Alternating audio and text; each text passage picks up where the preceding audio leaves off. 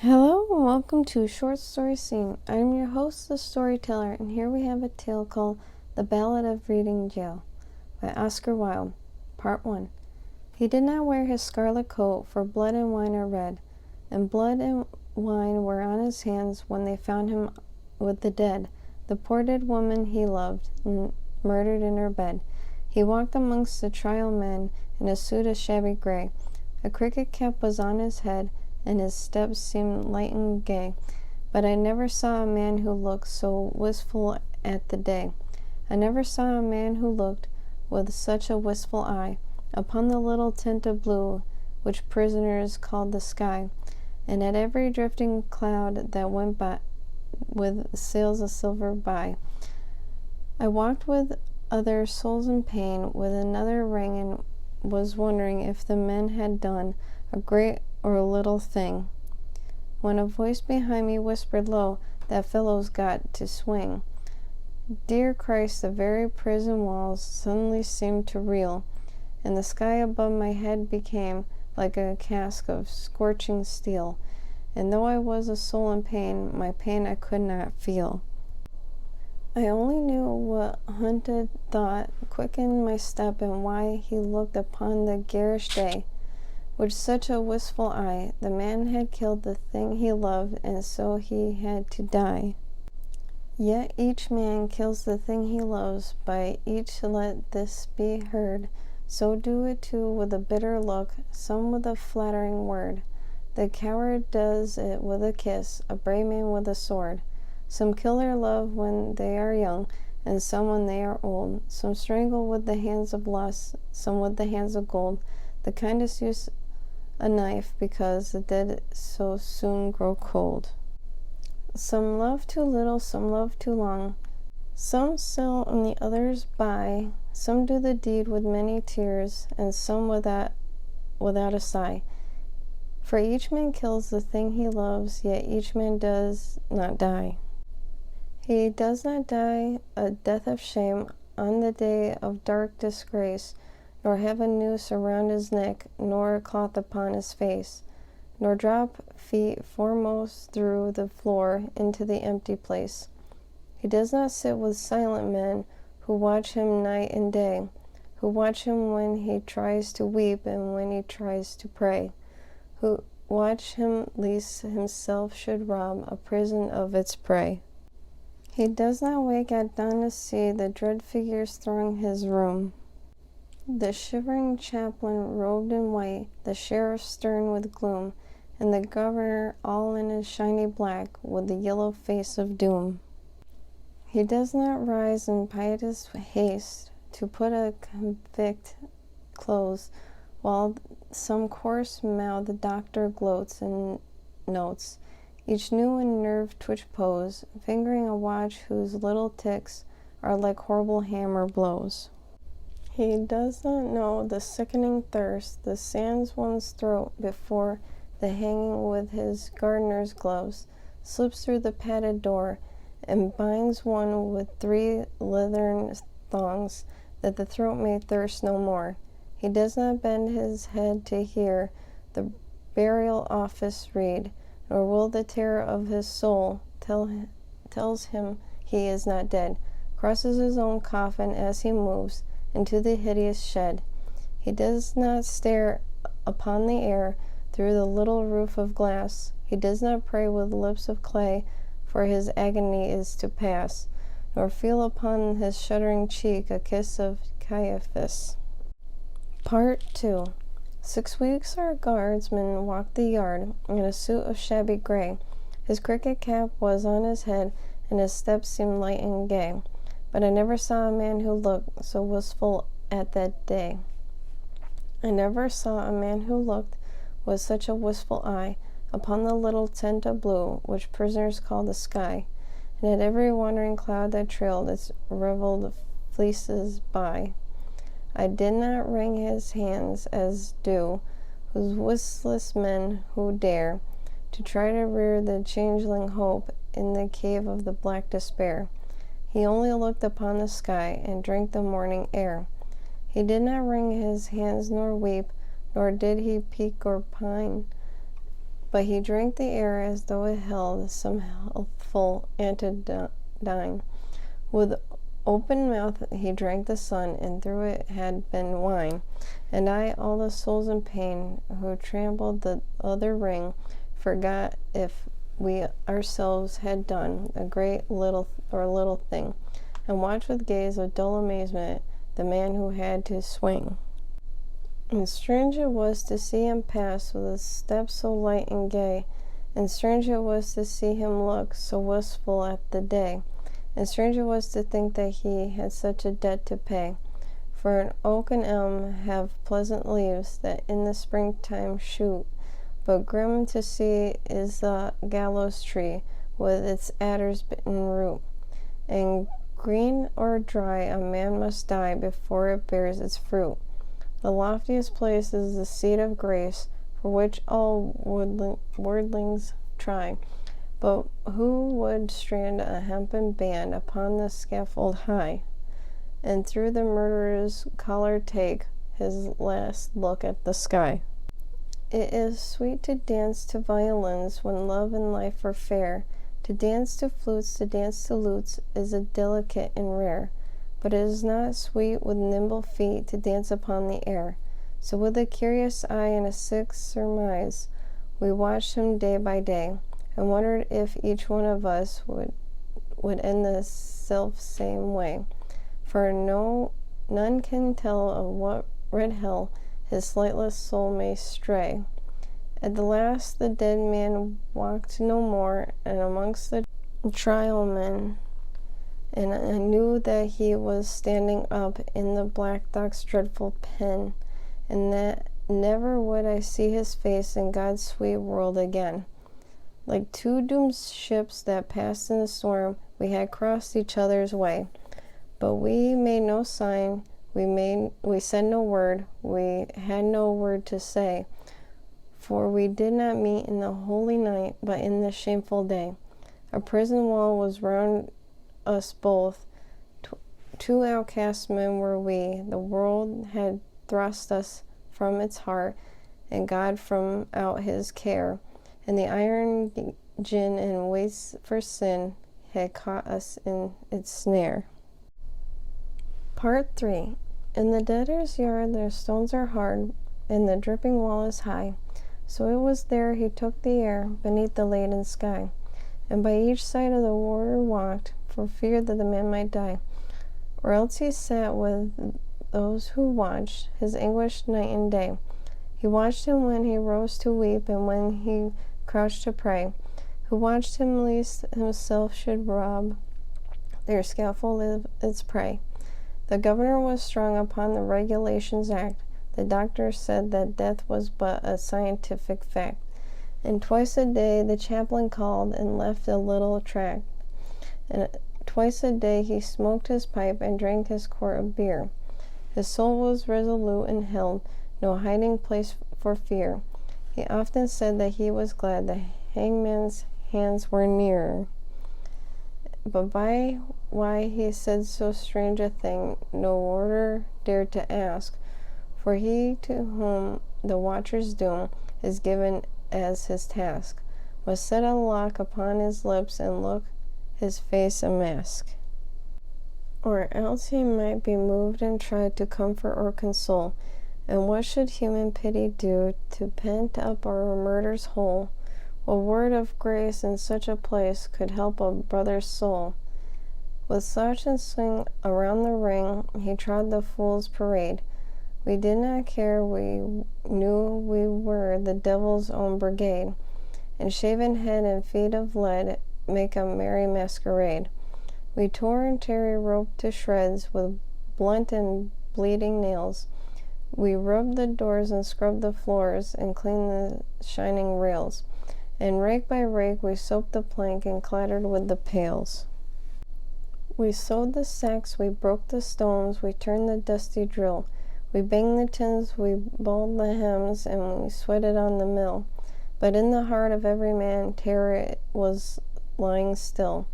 So still it lay that every day that crawled like a weed-clogged wave, and we forgot the bitter lot that waits for fool and knave.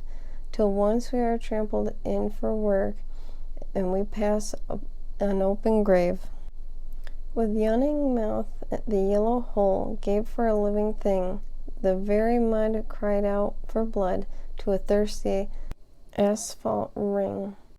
And we knew the air on one dawn grew fair. Some prisoner had to swing. Right in we went, with a soul intent on death and dread and doom. The hangman with his little bag went shuffling through the gloom, and each man trembled as he crept into a numbered tomb. That night the empty corridors were full of forms of fear, and up and down the iron town stole feet who could not hear, and through the bars that hide the stars with faces seemed to peer. He lay as one who lies in dreams in pleasant meadowland. The watcher watched him as he slept and could not understand how one could sleep so sweet a sleep with a hangman close at hand. But there is no sleep when a man must weep who never yet have wept. So we, the fool, the fraud, the knave, the endless vigil kept, and through each brain on hands of pain each other's terrors crept. Alas, it is a fearful thing to feel another's guilt, for right within the sword of sin pierced to its poisoned hilt, as a molten lead were the tears we shed for the blood we had to spill. The warders with their shoes of filth crept by each padded locked door, and peeped and saw with eyes of awe grey figures on the floor, and wondered why men knelt to pray who never prayed before. All through the night we knelt and prayed, mad mourners of a corpse, and troubled plumes of midnight were the plumes upon the hearse, and bitter wine upon the sponge was the savior of remorse. The cock crew, the red cock crew, but never came the day. That crooked shape of terror crouched in the corners where we lay. Each evil spirit that walks by night before us seemed to play. They gilded past, they gilded fast, like travelers through a mist. They mocked the moon in a rigadoon with the delicate turn of twist, and with a formal pace and loathsome grace the phantasms kept their thirst. With a mop and a mow we saw them go, slim shadows hand in hand, about in ghostly rout. They trod in saraband, and they damned the grotesques made arabesques like the wind upon the sand. With the pirouettes of marionettes they tripped on pointed tread, but with the flutes of fear they filled the ear as their grisly mask they led, and loud they sang, and loud they sang, for they sang to wake the dead. Oh ho, they cried, the world is wide, but fettered limbs go lame, and once or twice to throw the dice is gentle manly game. But he does not win who plays with sin, he is in the secret house of shame. No things of air these antics were, the frolic with such glee, to men who lives where he held his gaves, and whose feet might not go free. Ah, wounds of Christ, they are living things most terrible to see. Around and round they waltz the wound, whose wheeled in smirking pairs, with a menacing step of demi-rep, and some slided up the stairs, and with a subtle sneer, a fawning leer, each helped us at our prayers. The morning wind began to moan, but still the night went on, though the giant loom of the web of gloom crept till each thread was spun. And as we prayed, we grew afraid of the justice of the sun. The morning wind went wandering round and weeping prison wall, till with the wheeled and turning steel we felt the minutes crawl. O morning wind, what have we done to have such a essential? And the last I saw the shadow bars, like a lattice wrought in lead, move right across the whitewashed wall that faced my three-plank bed, and I knew that somewhere in the world God's dreadful dawn was red. At 6 o'clock we cleaned our cells, and 7 all was still, but the saw in the swing of the mighty wing in the prison seemed to fill, for the Lord of Death was icy breath, had entered in to kill. He did not pass in purple plump, nor ride on moon-white steed. 3 yards of cord and sliding board are all the gallows need. So with the rope and shame of Harold came to do the secret deed. We were as men who through a fen of filthy darkness grope. We did not dare to breathe a prayer or give our anguish scope. Something was dead in each of us, and what was dead was hope. For men's grim justice goes its way and will not swerve aside. It slays the weak and it slays the strong. It was a deadly stride. With iron heel it slays the strong, the monstrous parricide. We waited for the stroke of 8. Each tongue was thick with thirst. For the stroke of 8 is the stroke of fate that makes a man accursed. The fate with use of running noose for the best man and the worst. We had no other thing to do, save to wait for the sign to come. So like things of stone in the valley lone, quiet we sat and dumb, but each man's heart and beat thick and quick like a madman on a drum. With sudden shock the prison clock smote on the shivering air, and from all the jail rose up a wail, an impotent despair, like a sound that frightened marshes hear from the leper in his lair.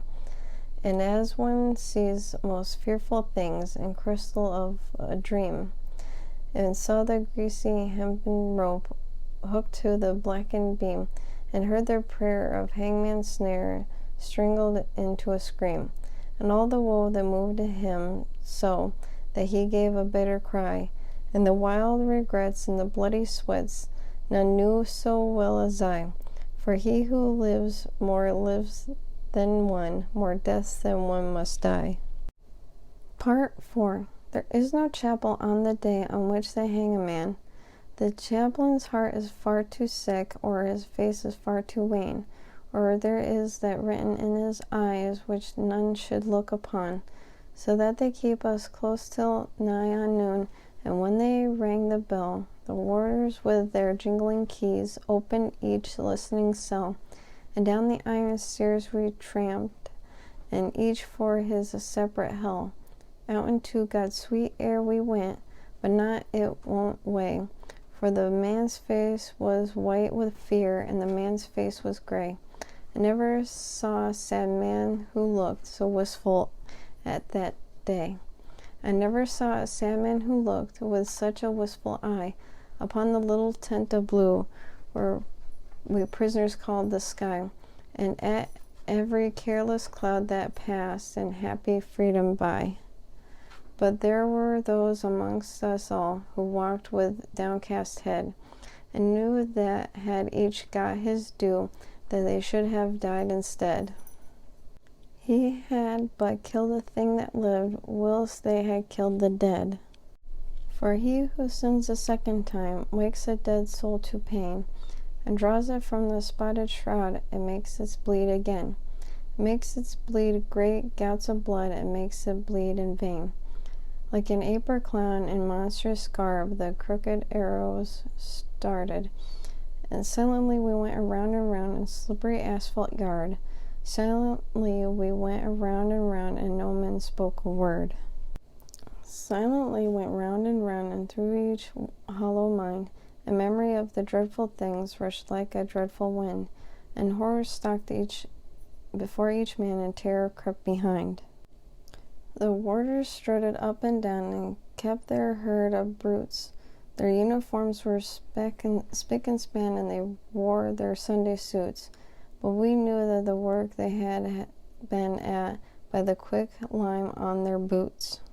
For where a grave had opened wide, there was no grave at all, only a stretch of mud and sand by the hideous prison wall, and a little heap of burning lime, that the man should have his pall.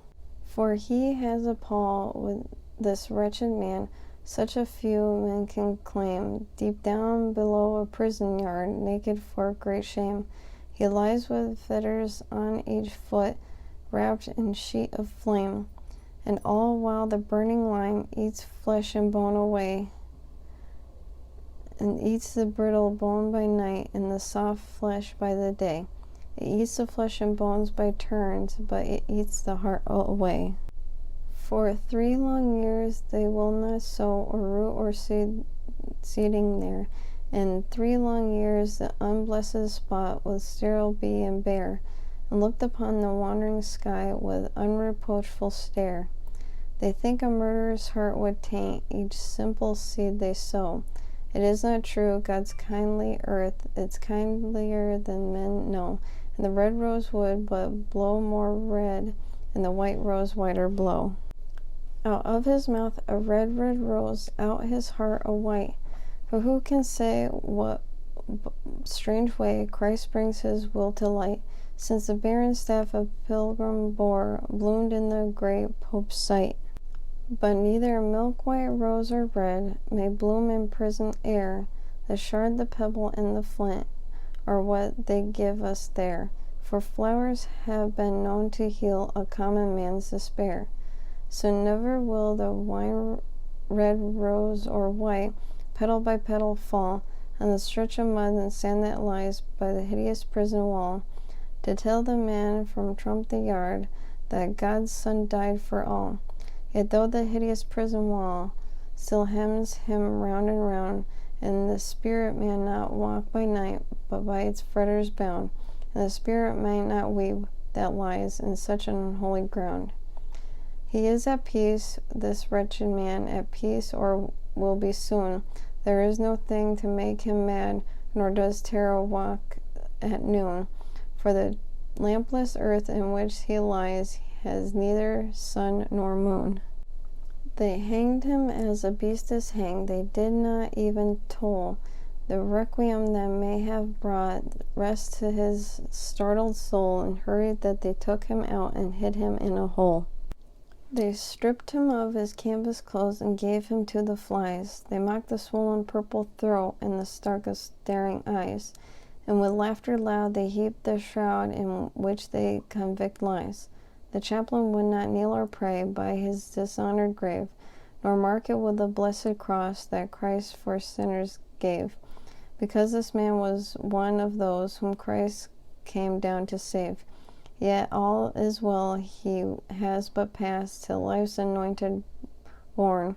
The alien tears will fill for him the pity's long broken urn, for his mourner will be outcast men, and the outcast always mourn.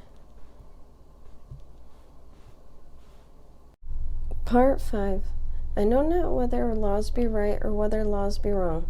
All that we know who lie in jail is that the wall is strong, that the day is like a year, and the year whose days are long. But this I know, that every law that men have made for man, since first man took his brother's life, the sad world began, and the straws of wheat that saves the calf with the most evil fan. This too I know, the wise it were, if each could know the same, that every prison the man build is built with bricks of shame, and bound by bars, lest Christ should see how men their brothers maim. With the bars that blur the gracious moon and blind the goodly sun, and that they do well to hide their hell, for that these things are done, that Son of God nor Son of Man ever should look upon. The vilest deeds, like poison weeds, bloom well in prison air. It is only what is good in man, and wastes and withers there. Pale anguish keeps the heavy gate, and the warder is despair. For they starve the little frightened child till it weeps both night and day, and they scourge the weak and flog the fool and gild the old and gray. And some grow mad, and all grow bad, and none our word may say. Each narrow cell in which we dwell is foul and dark latrine, and the fetid breath and living death that chokes up each grated screen, and all but lust is turned to dust in humanity's machine. The brackish water that we drink creeps with loathsome slime, and the bitter bread they weigh in scales and full of chalk and lime, and the sleep will not lie down, but walks wild-eyed and cries to time. But though lean hunger and green thirst, like aspen adder fight, we have little care of prison fare, for the chills it kills outright. As the every stone one lifts a day, comes one's heart by night. With midnight always in one's heart, the twilight in one's cell, we turn the crank and tear the rope, each in his separate hell, and the silence is more awful far than the sound of brazen bell. And never a human voice comes near to speak a gentle word, and the eye that watches through the door is pitiless and hard, and by all forgot we rot and rot, with a soul and body marred. And thus we rust life's iron chain, degraded and alone. And some men curse, and some men weep, and some men make no moan. But God's eternal laws are kind, and break the heart of stone. And every human heart that breaks the prison cell or yard is that a broken box that gave its treasure to the Lord, and filled the unclean leper's house with a scent of costless nard. Ah, happy day, and those hearts can break, and a peace of pardon win. How else may men make straight his plan, and cleanse his soul from sin? How else but through the broken heart may Lord Christ enter in, and he the swollen purple throat and the stark of staring eyes waits for the holy hands that took the thief to paradise. And a broken and contrite heart, and the Lord will not despise. A man in red who reads the law gave him 3 weeks of life, 3 little weeks in which to heal his soul of his soul's strife, and to cleanse from every blot of blood the hand that held the knife. And with tears of blood he cleansed the hand that held the steel. For one blood can wipe out blood, and only tears can heal. And the crimson stain that was of Cain becomes Christ's snow-white seal. Part 6. In Reading Jail by Reading Town there is a pit of shame, and in it lies a wretched man eaten by teeth of flame. In burning winding sheet he lies, and his grave has got no name. And there till Christ call forth the dead, in silence let him lie. No need to waste a foolish tear, to heave a windy sigh. A man that killed the thing he loved, and so he had to die. And all men kill the thing they love, by all let this be heard. Some do it with a bitter look, some with a flattering word, a coward with a kiss, and a brave with a sword. That concludes our tale of The Ballad of Reading Jail by Oscar Wilde.